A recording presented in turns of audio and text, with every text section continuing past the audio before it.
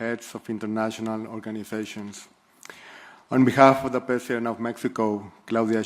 For Argentina, it is crucial to preserve the integrity of this process by acknowledging when consensus has not been achieved, rather than proceeding with a document that does not accurately reflect our collective will. Moreover, we're deeply concerned with how certain geopolitical issues are framed in the document. Specifically, it addresses the long-standing Middle East conflict in a manner that fails to capture its full complexity. By focusing on a single dimension of a specific territory, it overlooks the broader regional context, the international recognition of different entities, and the structural causes of the dispute. In this regard, I wish to recall the recent adoption of UN Security Council Resolution 2803 on November 17th, which emphasizes the international community's support for a just and lasting peace in the Middle East, while calling for a comprehensive, fair process to address all aspects of the conflict. In closing, Argentina, although cannot endorse the declaration based on the aforementioned discrepancies, remains fully committed to the spirit of cooperation that has defined the G20 since its inception. We're convinced that only through genuine dialogue, respect for consensus, and adherence to the principles of the United Nations Charter and international law can this forum continue to keep working constructively with all members and partners, with a shared aim on strengthening global stability, promoting sustained growth, and advancing development in a manner that is inclusive, balanced, and respectful of our diversity. Thank you, Chair. Misgivings about certain parts of the declaration as it was adopted. And similarly, we have given Argentina, it is a declaration that has been adopted by all of us here present. And so we want to thank Argentina for expressing the views that they have expressed, and many of the views are really views that are common or commonly held by many in terms of the adherence to rule of law and supporting the resolutions of the United Nations. Mounting sovereign debt of several G7 countries pushes them to the verge of fiscal collapse.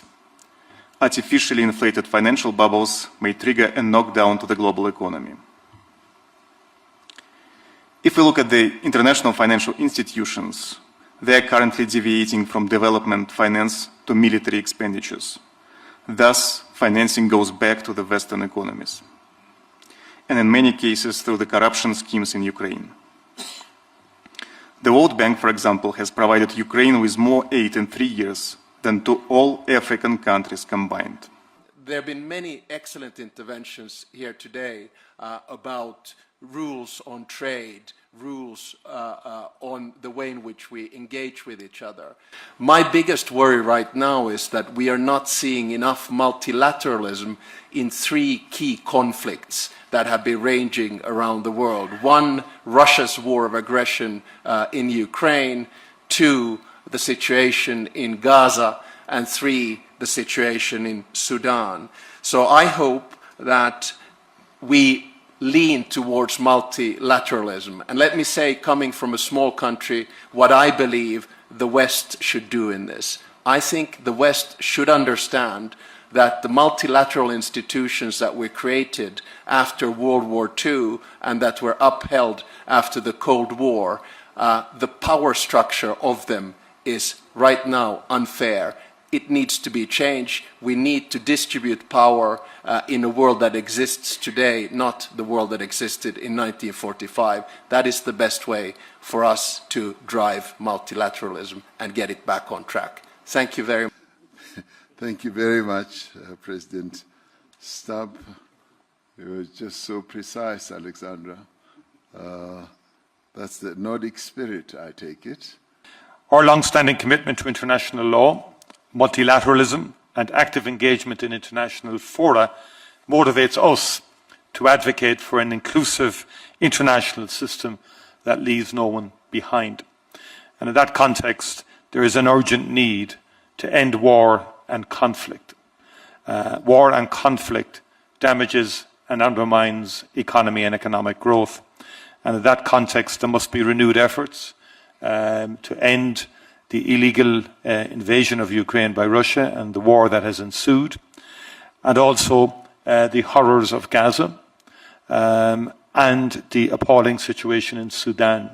We must work very hard to end these wars in addition to the many other conflicts.